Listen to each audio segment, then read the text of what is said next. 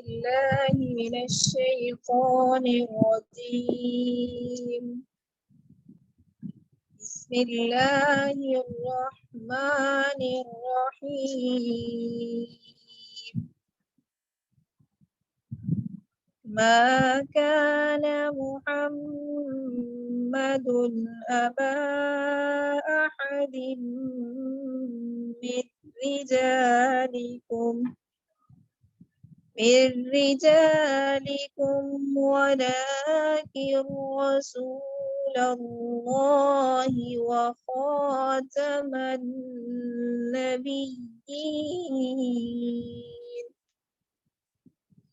وكان الله بكل شيء عليما. يا أيها الذين آمنوا اذكروا الله ذكرا كثيرا وسبحوه بكرة وأصيلا. هو الذي يصلي عليكم وملائكته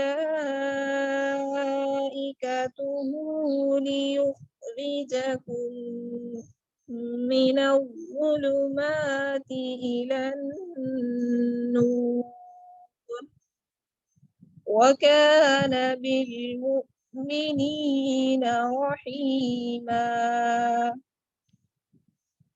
تحيتهم يوم يلقونه سلام وأعد لهم أجرا كريما.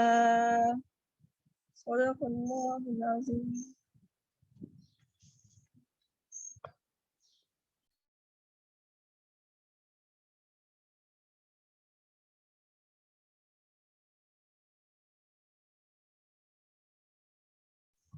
بسم اللہ الرحمن الرحیم اللہم صلی علی سیدنا محمد وعلی آل سیدنا محمد وبارک وسلم وصلی علیہ رب یسر ولا تعسر وتمم بالخیر.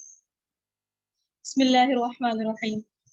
ختم نبوت کا جو ہمارا کورس ہے عقیدہ ختم نبوت ڈپلوما، آج اس کی پہلی کلاس کا آغاز ہو رہا ہے، جس میں انشاءاللہ آج ابھی ایک کلاس ہوگی اور اس کے بعد آپ کی کلاس استاد محترم لیں گے مولانا منیر احمد الوی صاحب دامت برکاتہ. استاد محترم تشریف لاتے جائیں گے تو انشاءاللہ میں اپنی بات کو ختم کر دوں گی. ابھی جو ہمارا سبق ہے وہ ہے اسلام میں عقائد کی اہمیت اور عقیدہ کی اہمیت.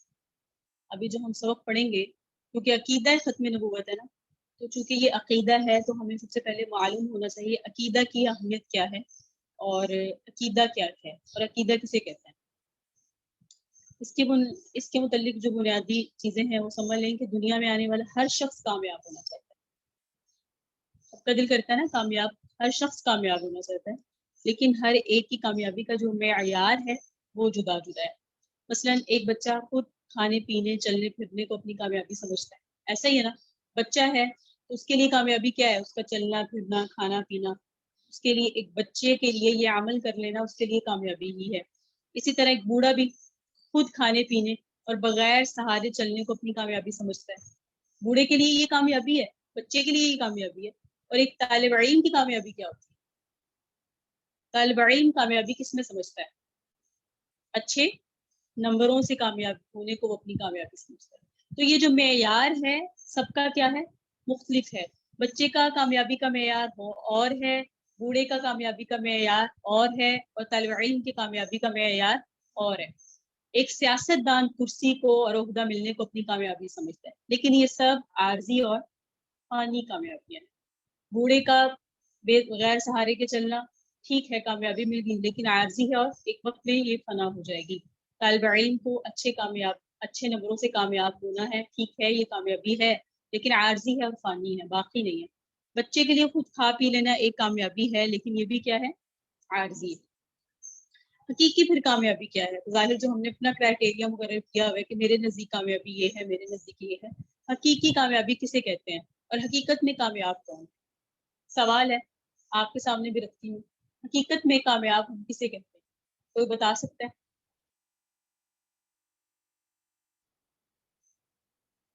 جی جو آخرت میں کامیاب ہے، کوئی دلیل؟ خاتمہ بالایمان کامیابی، صحیح. اگر ہم قرآن مجید سے اس سوال کا جو میں نے ابھی آپ کے سامنے سوال رکھا کامیاب کون ہے، اگر ہم قرآن کریم سے اس سوال کا جواب تلاش کرتے ہیں، قرآن کریم میں کامیابی پانے والوں کے متعلق اللہ نے فرمایا کہ کامیاب کون ہے، فمن زحزح عن النار وادخل الجنۃ فقد فاز، جو دوزخ سے بچا لیا گیا، جنت میں داخل کر دیا گیا، فقط فاز، تحقیق وہ کیا ہو گیا، کامیاب. تو قرآن نے تو کامیابی کا معیار یہ قرار دیا. ہم سب کی کامیابی کا معیار ہم نے سیٹ کیا ہوا ہے، اور اللہ نے جو سیٹ کیا ہے کامیابی کا معیار وہ کیا ہے، دوزخ سے بچ جانا تمہارا اور تمہارا جنت میں داخل ہو جانا، یہ تمہارے لیے کامیابی ہے.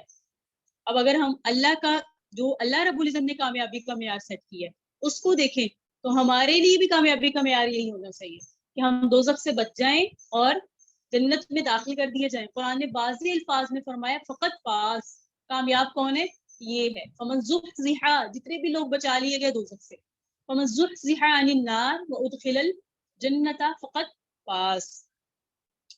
تو جو شخص جہنم سے بچا لیا گیا، جنت میں داخل کر دیا گیا، وہ کامیاب ہو گیا. یہ سورۃ آل عمران آیت نمبر 185. سورۃ کون سی ہے، سورۃ آل عمران، اور آیت نمبر 185. تو حقیقی کامیابی یہی ہے کہ انسان جہنم سے بچ کر جنت میں چلا جائے، کیونکہ جو پچھلے کامیابیاں آئی ہیں جو سب نے اپنے اپنے لیے مقرر کی ہوئی تھی وہ حقیقی اس لیے نہیں ہے کیونکہ وہ فانی ہے، وہ دائمی نہیں ہے. یہ کامیابی حقیقی اسی لیے ہے کہ یہ دائمی ہے، باقی ہے، فنا اسے نہیں ہے. تو اس حقیقی اور دائمی کامیابی کو حاصل کرنے کے لیے کیا ضرورت ہے ہمیں کرنے کی، کیا چیز ضروری ہے اس حقیقی کامیابی کو حاصل کرنے کے لیے؟ ایک سوال ہے آپ سے پوچھتی ہوں. پہلے تو ہمیں یہ سمجھ نہیں آ رہا تھا کہ کامیابی کیا ہے، ہمارے لیے کامیابی کا معیار کیا ہونا چاہیے. وہ ڈاؤٹ کلیئر ہوا، وہ بالکل ہمیں ہمارے ذہنوں میں یہ بات بیٹھ گئی کہ کامیاب تو یہ ہے. ہم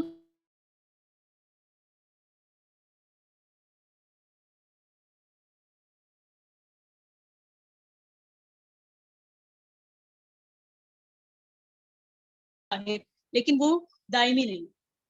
تو ہمیں اس کا ہمیں سوال مل گیا، ہمیں سوال کا جواب مل گیا، ہمیں اپنے سوال کا جواب مل گیا کہ حقیقی کامیابی کون سی ہے. وہ کیا ہے، دوزخ سے بچ جانا، جنت میں داخل ہو جانا. پھر سوال یہ ہے کہ ٹھیک ہے، ہم نے اس کامیابی کو ذہن میں بٹھا لیا کہ ہمیں یہ کامیابی حاصل کرنی ہے، ہمارا ٹارگٹ کیا ہے، ہمیں دوزخ سے بچنا ہے اور ہمیں جنت میں داخل ہونا ہے. یہ ہم نے اپنا ایک گول، ایک ٹارگٹ سیٹ کر لیا. پھر سوال یہ کہ اس کامیابی کو حاصل کرنے کے لیے کوئی شرط بھی تو ہوگی، اس کامیابی کو حاصل کرنے کے لیے کوئی شرط ہوگی. وہ شرط کیا ہے آپ بتائیے، آپ کے سامنے سوال ہے، کبھی سوچا اچھا میں دوزخ سے بچنا چاہتی ہوں اور جنت میں جانا چاہتی ہوں، مجھے کرنا کیا ہے، اس میں سب سے اہم چیز کیا ہے؟ اس میں تمام طالبات شرکت کریں اور جواب دیں، حاضرات بھی اور سامعات بھی.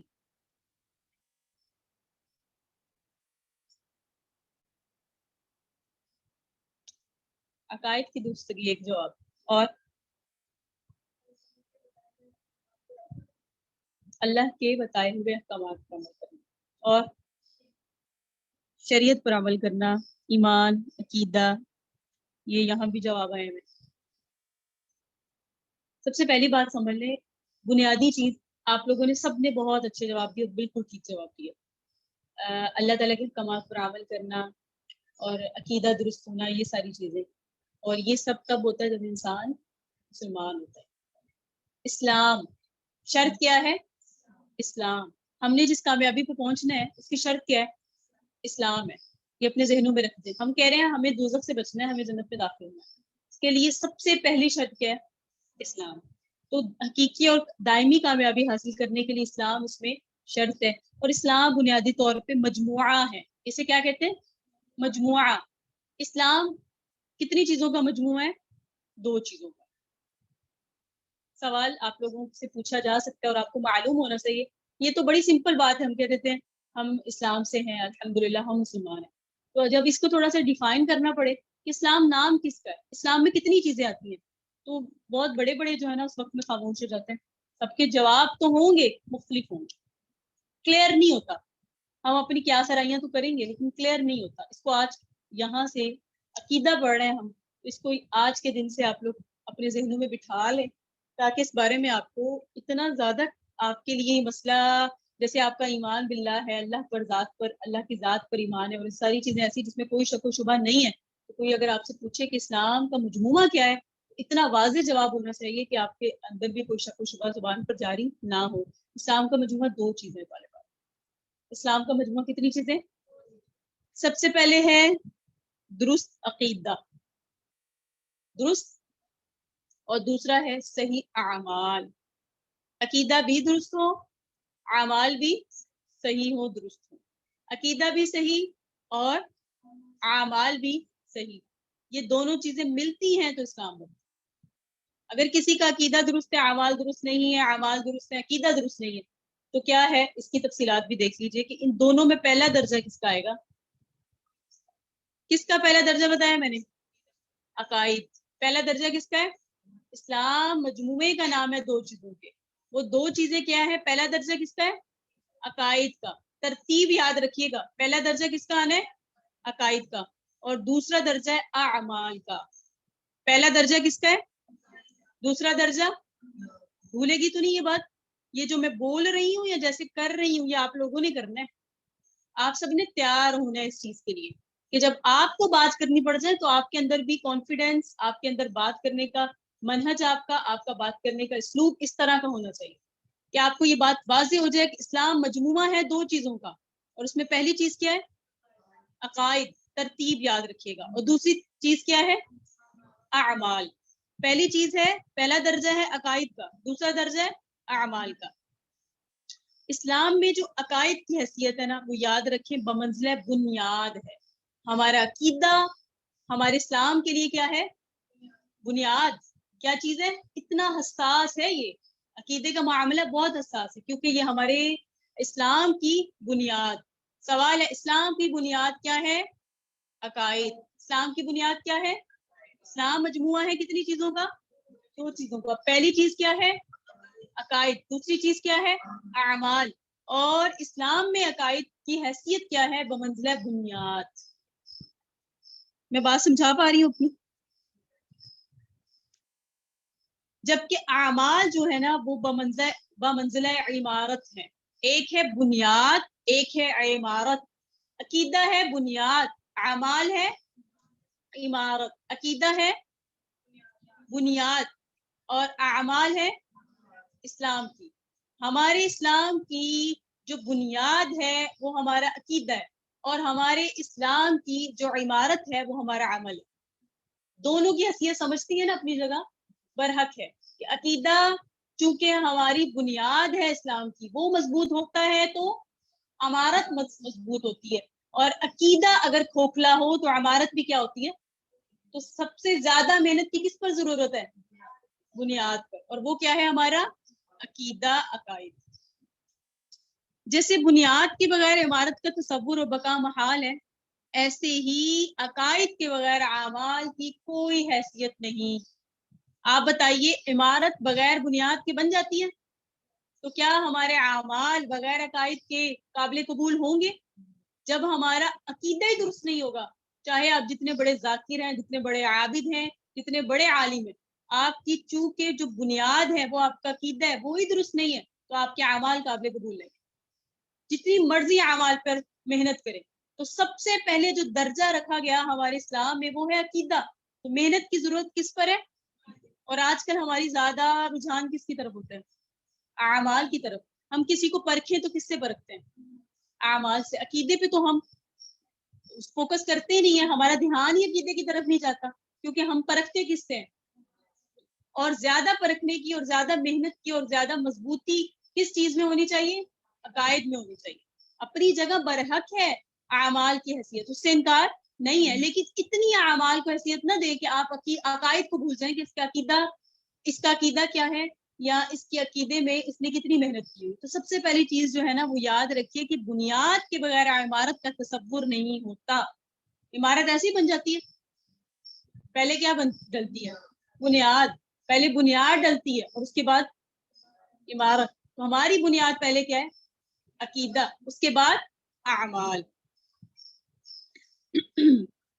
عقائد کے بغیر اسلام کا تصور ہی ناممکن ہے. اگر جو معمار ہے یعنی جو اینٹ رکھنے والا ہے وہ اینٹ کو ٹیڑھا رکھے گا تو اس صورت میں ساری عمارت ہی کیا بنے گی؟ ٹیڑھی. اگر عقیدہ ہی ٹیڑھا ہو تو سارے اعمال ہی کیا ہوں گے؟ ظاہری بات ہے, بنیاد ہی کیا ہے؟ ٹیڑھی ہے. تو یعنی 3 چیزیں بالترتیب اب ضروری سمجھی جائیں گی. کتنی چیزیں آ گئی؟ کوئی بتا سکتا ہے کون سی؟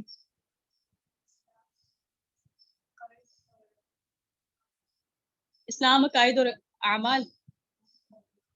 بتائیے, آپ بتائیے.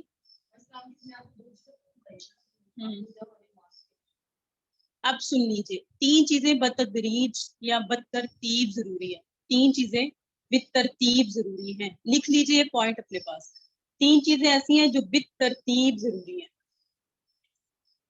درست عقائد, صحیح نیت, صحیح عمل. درست عقائد, صحیح نیت اور صحیح عمل.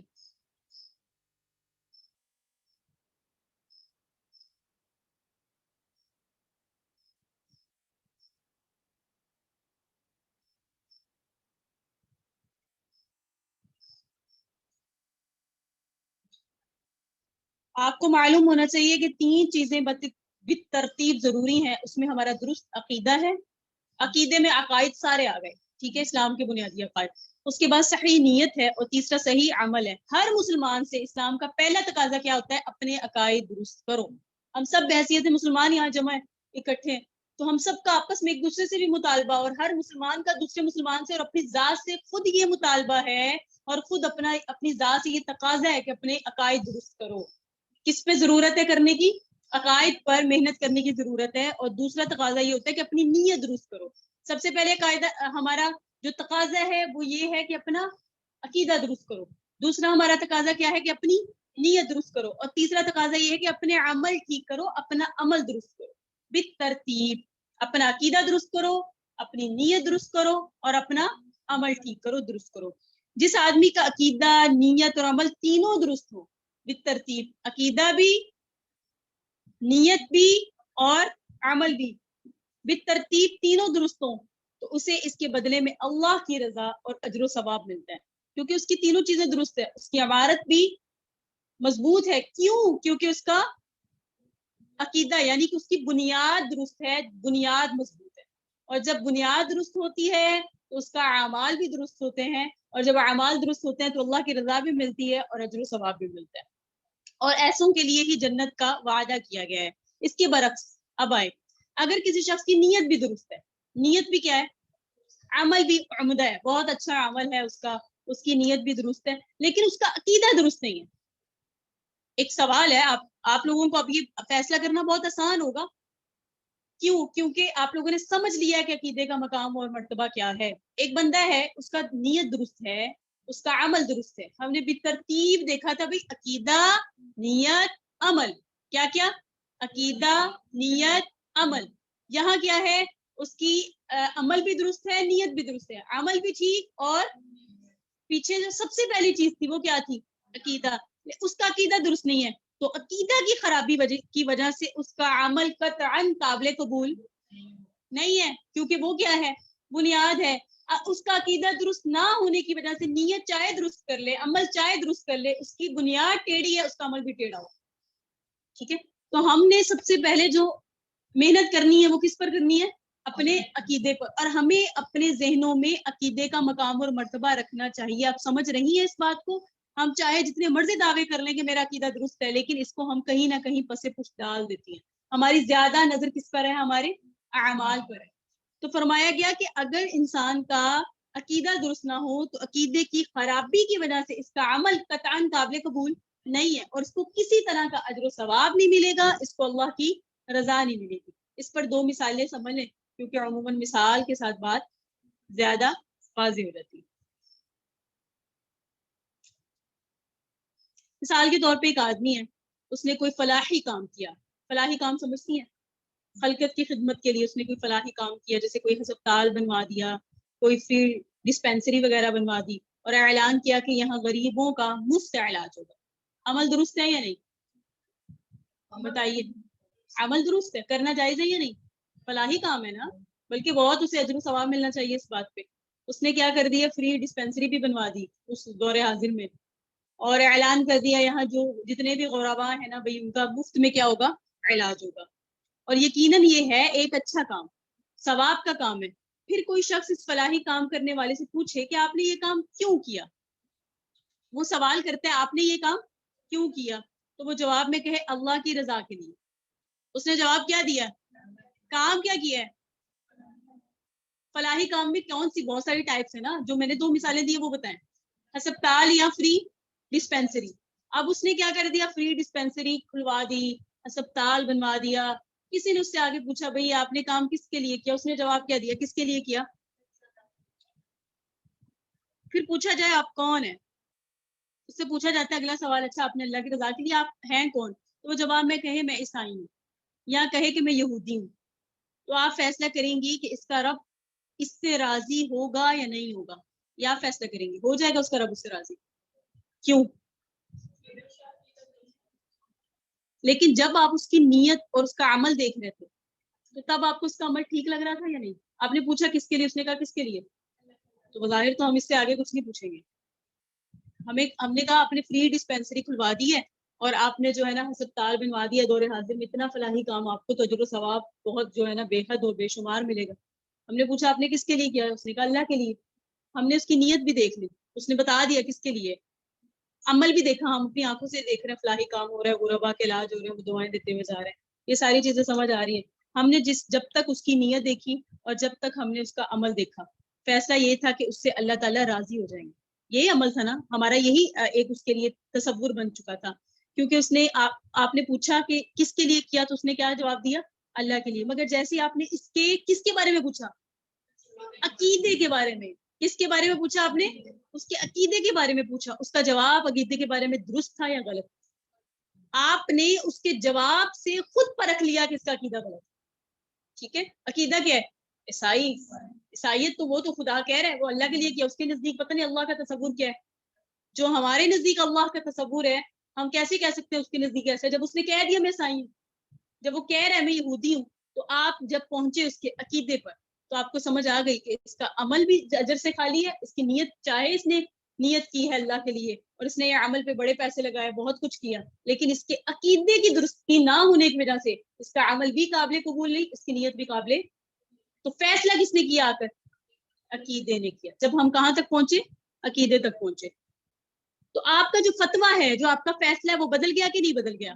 جب آپ نے کیا دیکھا اس کا، پہلے تو ہم فیصلہ کر چکے آپ نے یہ کام کیا کیا، فلاحی کام کیا، کس کے لیے کیا، غریبوں کے لیے کیا، کیوں کیا، اللہ کی رضا کے لیے کیا. آپ ہیں کون، آپ ہیں کون، یہ کون سا سوال تھا، یہ عقیدے کے بارے میں سوال تھا. اس نے کیا جواب دے دیا، میں کیا ہوں.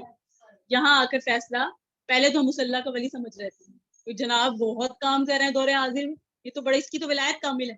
لیکن جب اس نے آگے کیا کہہ دیا، میرا کام کس کے لیے ہے، اللہ کے لیے ہے، لیکن میں ہوں کون، عیسائی ہوں. تو ہمارا فیصلہ، ہمارا فتویٰ، ہمارا نظریہ، ہمارا تصور بدل گیا کہ نہیں بدل گیا، کہ اس کا یہ جو کام ہے یہ اس سے رب راضی نہیں ہو سکتا. ٹھیک ہے، لہٰذا درست عقیدہ ایسی خوبی ہے کہ کمزور عمل قبول کروا جاتی ہے. اس کے برعکس اگر عقیدہ درست نہ ہو تو اچھا، مضبوط، جاندار، شاندار کام بھی قابل قبول. درست عقیدہ کمزور بھی ہو نا، لیکن درست ہو، کمزور بھی ہو، آپ کا عمل کمزور بھی ہو، عقیدہ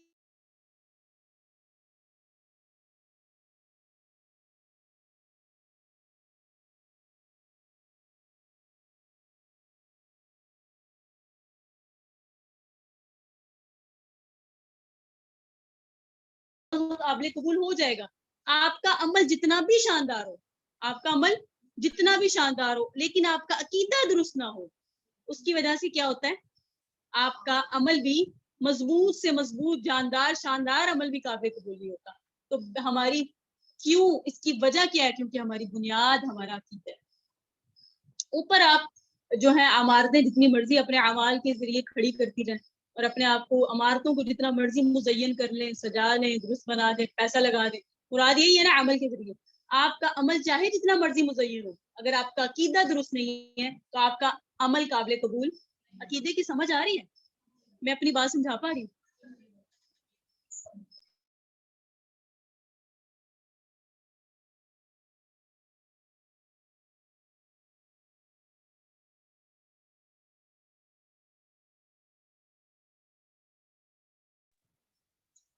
تو اس کو ایک دفعہ ریپیٹ کرتے ہیں, واپس چلیں کیونکہ سمجھنا مشکل ہے اس کو.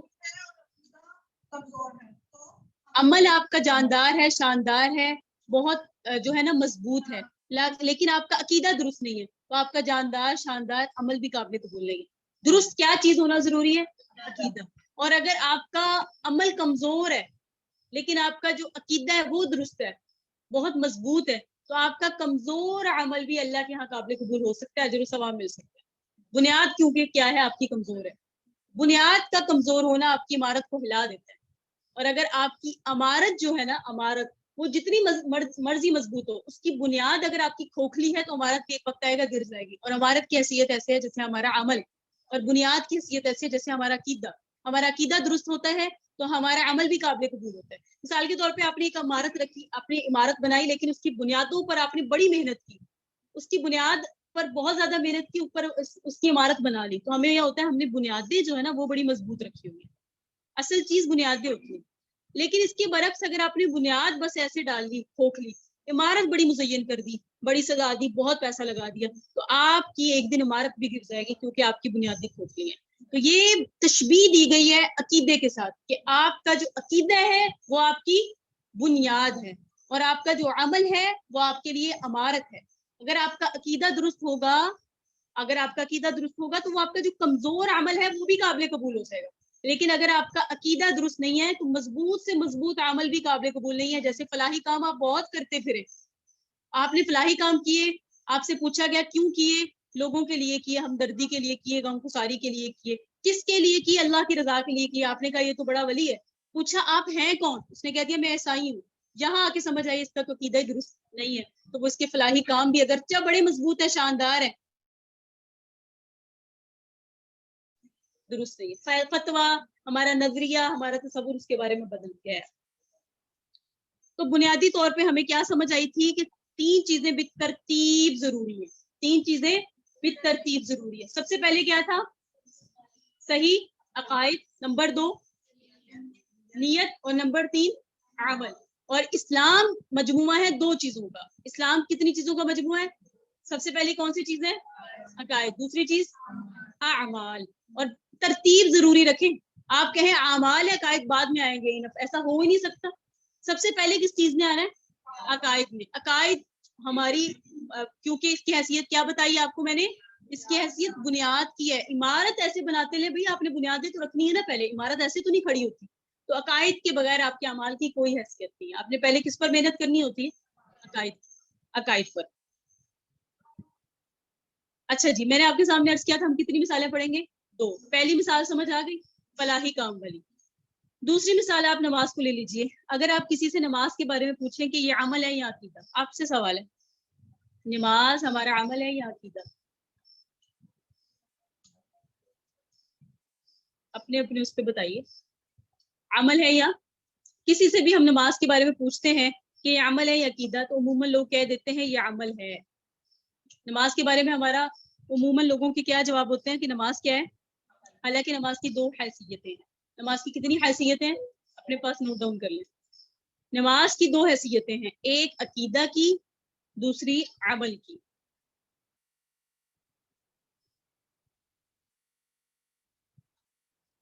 نماز کی کتنی حیثیتیں ہیں؟ ایک ہے عقیدہ کی حیثیت اور دوسری ہے عمل کی. یعنی نماز ایک رخ سے عقیدہ ہے اور دوسری رخ سے, نماز ایک رخ سے دیکھا جائے تو کیا ہے؟ ہمارا عقیدہ ہے, اور ایک رخ سے دیکھا جائے عمل ہے. تو دوسرے رخ سے دیکھا جائے تو عمل ہے. جب ہم کہتے ہیں کہ نماز فرض ہے, تو نماز کو فرض ماننا اور اس کی فرضیت کا اقرار کرنا یہ عقیدہ کہلاتا ہے. یہ نماز ہمارا عقیدہ کس لحاظ سے ہوئی؟ جب ہم نماز کو کیا مانتے ہیں؟ اس کی فرضیت کا اقرار کرنا, نماز کو فرض کہنا, یہ ہمارا عقیدہ ہے. یہ ہمارا کیا ہے؟ عقیدہ ہے نماز کے بارے میں. اور نماز کی مخصوص ارکان کو ادا کرنا, قیام ہے, رکوع ہے, سجدہ ہے, یہ سب ہماری نماز کے لیے لحاظ سے یہ عمل ہے. تو نماز ایک لحاظ سے جو ہمارا عقیدہ بنتی ہے، اور ایک لحاظ سے نماز ہمارا عمل ہے. عقیدہ کس لحاظ سے کہ بھئی نماز فرض ہے، ہم سب کا عقیدہ ہے مسلمانوں پر نماز ہم سب کا عقیدہ ہے. نماز میں جو اعمال کرتے ہیں، رکوع، سجدہ اور قیام، اس اعتبار سے دیکھا جائے تو نماز ہمارا عمل ہے. ایک آدمی نماز پڑھتا ہے یعنی نماز والا عمل ادا کرتا ہے، لیکن وہ نماز کو فرض نہیں مانتا. انتہائی بریک پوائنٹ ہے، دیکھ لیجیے گا. ایک بندہ ہے نماز بھی پڑھتا ہے اور بڑے خوشو خضوع سے پڑھتا ہے، وقت پر پڑھتا ہے، قیام کرنے والا ہے، وہ نماز کو قائم کرنے والا ہے، لیکن وہ نماز کو فرض نہیں مانتا. کہتا ہے کہ میں اس کو فرض نہیں مانتا، تو کیا اس کو ثواب ملے گا؟ اور وہ نماز میں تلاوت کو بھی فرض نہیں کہتا. عموماً ہم یہ کہتے ہیں نا نماز میں تلاوت قرآن پاک فرض ہے، لیکن وہ نہیں مانتا. اگر اس کی نماز کو دیکھا جائے اور اس ایک طرف ہے اس کا عقیدہ، دوسری طرف ہے اس کا عقیدہ کس لحاظ سے ہوا اور عمل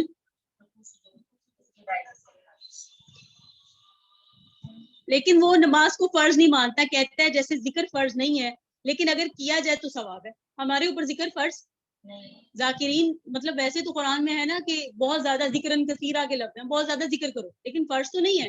تو وہ کہتا ہے جیسے ذکر فرض نہیں ہے، اگر کیا جائے تو ثواب ہے. تلاوت فرض نہیں ہے لیکن اگر کی جائے تو ثواب ہے. صدقہ فرض نہیں ہے لیکن کیا جائے تو ثواب ہے. اسی طرح نماز بھی فرض نہیں ہے، پڑھ لیا جائے تو ثواب ہے. یہ بات کرتا ہے. اس کی یہ ایک تھاٹ ہے اس کی کہ بھئی نماز چلو ٹھیک ہے، میں مان لیتا ہوں کہ نماز میں نے پڑھنی ہے تو پڑھ لیتا ہوں، فرض نہ کہیں آپ مجھے. وہ عمل کے لحاظ سے تو نماز میں پورا ہے، عقیدے کے لحاظ سے نماز میں پورا ہے نہیں. تو اب کہا جائے گا کہ اس کا نماز والا عمل ہی قابل قبول نہیں ہے. اس کی نفی ہم نے اس کے عمل کی کر دی، حالانکہ وہ عمل کرتا ہے لیکن اس کے عمل کی کیا کر دی، کیونکہ اس کو اس عمل پر کوئی ثواب نہ ملنے کی وجہ کیا ہے؟ عقیدہ ٹھیک نہیں ہے، کیونکہ اس کا عقیدہ درست نہیں ہے، یعنی یہ نماز کو فرض نہیں مانتا. اس کے برعکس اگر کوئی شخص درست عقیدہ رکھتا ہے، جیسے عموماً آج کل زیادہ یہی معاملات ہیں کہ نماز کو فرض مانتے ہیں، کہتے ہیں کہ قرآن میں نماز کو فرض قرار دیا گیا، 700 بار ہے ذکر. ٹھیک ہے، نماز کیا ہے؟ فرض ہے. نماز بھی ادا کرتا ہے کبھی کبھی، لیکن خشوع خضوع سے اس میں آداب مستجابات کی ادائیگی میں وہ یہ ساری چیزیں کرتا ہے، لیکن اس کا عقیدہ درست ہے. عمل کے بارے میں کبھی کبھی وہ سستی بھی کر دیتا، جیسا کہ کما حقوق ہوا عمل کرنا چاہیے وہ ویسے نہیں کرتا، لیکن اس کا عقیدہ کیا ہے نماز کے بارے میں کہ نماز کیا ہے. اب دونوں مثالوں کو سامنے رکھیے گا. پچھلے والے کا عمل درست تھا نماز کے بارے میں، عقیدہ درست، کیونکہ نماز کی دو حیثیت ہیں، ایک اعتبار سے نماز عقیدہ ہے، ایک اعتبار سے نماز عمل ہے. وہ عمل کے اعتبار سے پورا ہے، ٹھیک ہے، بلکہ صحیح ہے، کامل ہے، لیکن عقیدے کے اعتبار سے نہیں. وہ کہتے ہیں میں فرض نہیں مانتا. ہمیں ویسے بظاہر ہمارا تو مضبوط شاید عقیدہ ہے تو ہمیں بڑی بات لگ رہی ہے، ویسے عموماً کہہ دیا جائے تو لوگ کہتے ہیں اچھا کیا ہوگا، پڑھتا تو ہے نا. عقیدے میں اتنی کمزوری ہے لوگوں کو، کہتے ہیں کوئی بات نہیں، پڑھتا تو ہے نا، نہیں فرض مانتا تو کیا ہوگا. پھر وہ اس بات میں آ جاتے ہیں کہ چلو جو فرض مانتے ہیں وہ پڑھتے نہیں ہیں، وہ اچھے، وہ تو بےچارہ پڑھتا بھی ہے. بھئی اس کا عقیدہ درست ہے. جو نہیں پڑھتے وہ اپنی کمزوری کا اعتراف کرتے ہیں، ہاں نہیں پڑھتے. یہ تو اپنی اس عمل پہ ہی بڑائی جتلاتا ہے، کہتا ہے میں پڑھتا ہوں، ہاں فرض نہیں مانتا، پڑھتا تو ہوں نا. تو یہاں دیکھ لیں کہ دونوں صورتوں میں دیکھ لیں، دوسرا شخص ہے نماز کو مانتا ہے فرض، نماز بھی کبھی جب لیکن نماز ادا کرتا ہے تو اس کے آداب اور مستجابات کی ادائیگی میں کمی کرتا ہے، تب بھی اس کا یہ عمل درست عقیدے کی وجہ سے قابل قبول ہو جائے گا. وہ کبھی نماز میں سستی کر جانا یا کبھی پڑھ لینا، وہ جو کبھی پڑھتا ہے نا، اور اگر وہ روز بھی پڑھتا ہے لیکن جو نماز کا عمل ہے، جو ہم نے کہا قیام، رکوع اور سجود، وہ ساری مکمل انداز سے نہیں کرتا، یعنی عمل میں کمزوری کر دیتا ہے، لیکن اس کا بڑا عقیدہ مضبوط ہے کہ میری نماز مجھ پر فرض ہے. یہ اس کا عقیدہ بڑا مضبوط ہے. تو اس کے جو عمل کی کمزوری ہے اس کو اس کا عقیدہ آ کر اس کے عمل کی کمزوری کو پور کر دے گا. یعنی اس کا عقیدہ درست ہونے کی وجہ سے اس کا عمل بھی قابل قبول، اس کا عقیدہ بھی قابل قبول ہے، کیونکہ اس کا عقیدہ نماز کے بارے میں کانسیپٹ کلیئر ہے کہ میرے پہ نماز کیا ہے. پچھلے والے بندے کا عقیدہ خراب تھا، اس کی وجہ سے وہ نمازیں بڑی خشوع خضوع پر سے وقت پر پڑھتا ہے لیکن اس کی نمازیں قابل قبول. مثال سے سمجھانا چاہ رہے ہیں کہ قرآن کریم میں جب بھی عقیدے اور عمل کا ذکر کیا نا تو عقیدے کو پہلے رکھا گیا اور عمل کو بعد میں ذکر کیا گیا. یہ بات ہمیشہ یاد رکھیے گا. قرآن بہت پڑھتے ہیں لیکن بڑا پوائنٹ ہے اہم کہ جب کبھی بھی قرآن میں ذکر کیا گیا نا تو اس میں دیکھ لیجئے گا کہ عمل کو جو ذکر کیا گیا نا اس کو بعد میں کیا گیا ہے. پہلے کس کو ذکر کیا گیا؟ عقیدے کو. مثال کوئی دے سکتا ہے مجھے؟ حافظات دے سکتے ہیں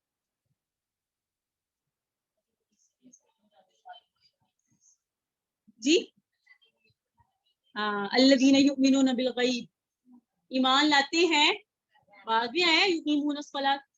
اسی طرح والذین آمنوا وعملوا الصالحات, ان الذین آمنوا وعملوا الصالحات الا الذین آمنوا وعملوا الصالحات, آمنوا یؤمنون.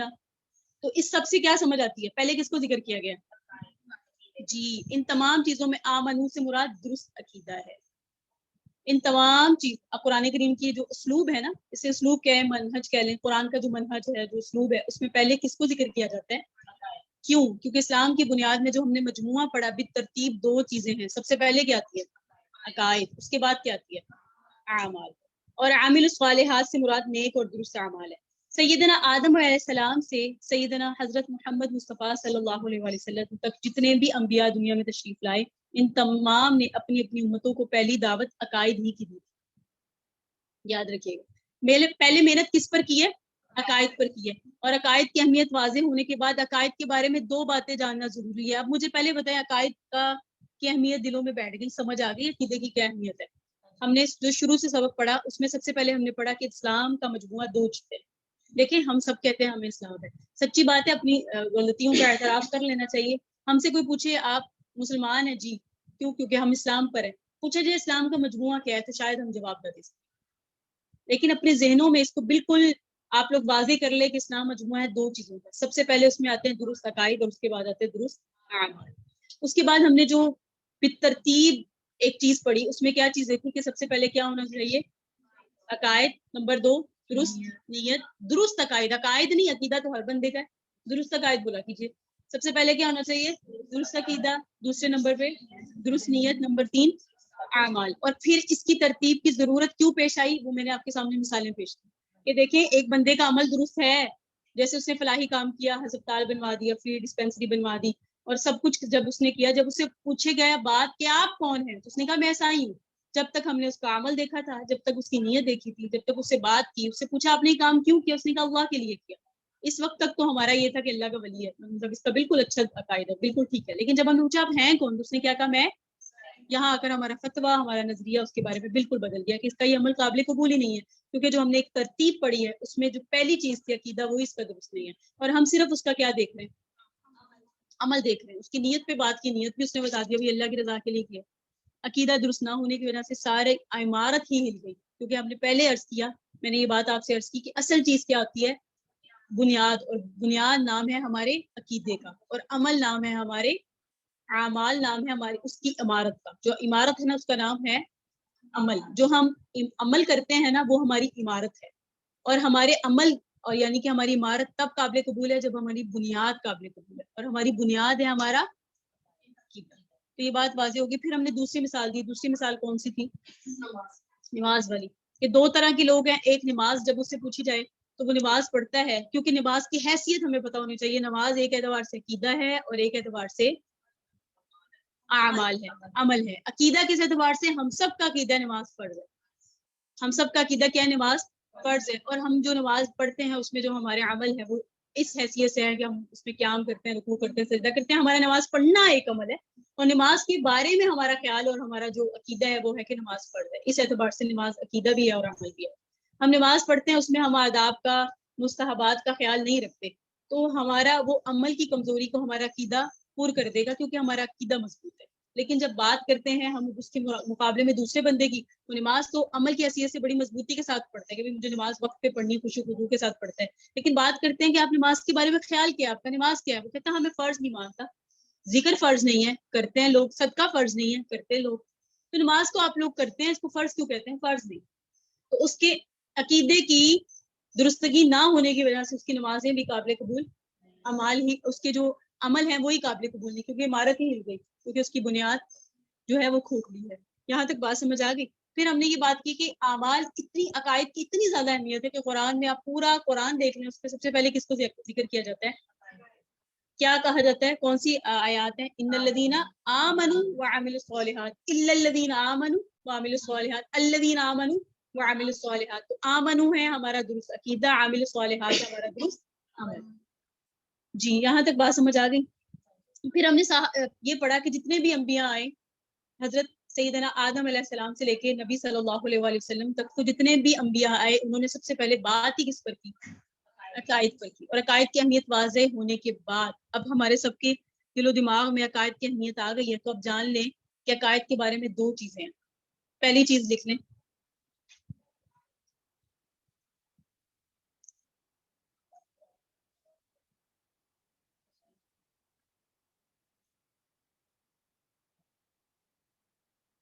عقیدہ مضبوط نہیں ہے نا، پھر سوال میں انشاءاللہ بعد میں لیتی ہوں.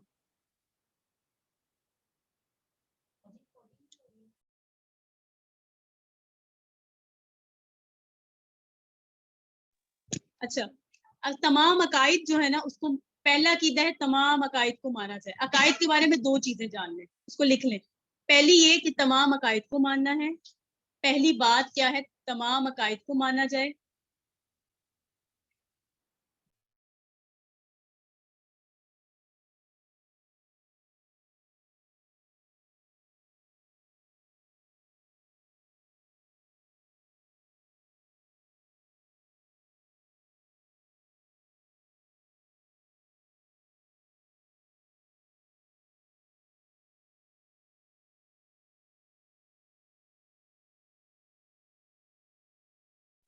مجھے پہلے یہ بتائیں کہ یہ ہم دوسرا والا پوائنٹ شروع کر لیں یا اتنا کافی ہے؟ عقائد کی اہمیت تمام طالبات بتا دیں، کیونکہ آپ لوگوں نے کل اس کو بیان کرنا ہے. ابھی سب طالبات تکرار کیجئے، اور سب طالبات میں نے آپ کے سامنے تکرار والے انداز میں کوشش کی ہے میں پڑھاؤں، تاکہ یاد کرانے والے انداز میں پڑھاؤں. آپ سے پوچھ بھی سی نہیں رہی ہوں تاکہ آپ لوگ، ہم نے لکھا ہے مبلغات، آپ لوگوں نے مستقبل کی مبلغات بننا ہے، آپ لوگوں نے پڑھانا ہے اس چیز کو. تو اگر میں کسی طالبہ کو کہوں کہ وہ جو میں نے سارا سبق بیان کیا ہے آپ کے سامنے رکھا ہے، اس کو خلاصے کی صورت میں یا بیان کرنے کی صورت میں بتا دیں، خلاصے کی ضرورت ہی نہیں ہے، ہم نے کون سا بہت زیادہ پڑھا ہے. اس لیے مجھے آپ لوگ بتائیے کہ جو سبق ہے اس کو اگر آپ لوگوں کو بیان کرنا پڑ جائے تو آپ لوگ کر سکتی ہیں انشاءاللہ. مسلمانوں کی ہمارے دین اسلام کی مبلغات بنیں گی آپ انشاءاللہ. عقیدہ ہے، عقیدہ ختم نبوت کیا نام ہے ہمارے ڈپلوما کا؟ ہم نے اس کے عقیدے کو سمجھنا ہے نا، تو ہمیں سب سے پہلے آج یہ سمجھے عقیدہ کیا ہے، کیونکہ ہم نے عقیدہ ختم نبوت کو سمجھنا ہے. تو جب ہمیں عقیدہ ختم سمجھ آئے گا تو ختم نبوت کا عقیدہ سمجھ آئے گا. سب سے پہلے آج ہمیں کیا سمجھے؟ عقیدہ کیا ہے. پھر ختم نبوت کی حساسیت کو ہم سمجھیں گے کہ ہمارے نزدیک عقیدہ ختم نبوت اتنی بنیاد ہے، اتنی اہم چیز ہے، پھر اس کو انشاءاللہ ہم سمجھیں گے. تو اس لیے آج کے لیے سبق اتنا ہی کافی ہے کہ تاکہ آپ لوگوں کے دل و دماغ میں اچھی طریقے سے جو ہے وہ راسخ ہو جائیں. هذا هو المرام والله اعلم بحقيقة الكلام. صلی اللہ تعالی علی حبیب خیر خلقہ محمد وعلی آلہ وصحبہ وذریاتہ اجمعین وبرحمتک یا ارحم الراحمین. اللهم صل علی سیدنا محمد وعلی آل سیدنا محمد وبارک وسلم وصلی علیہ.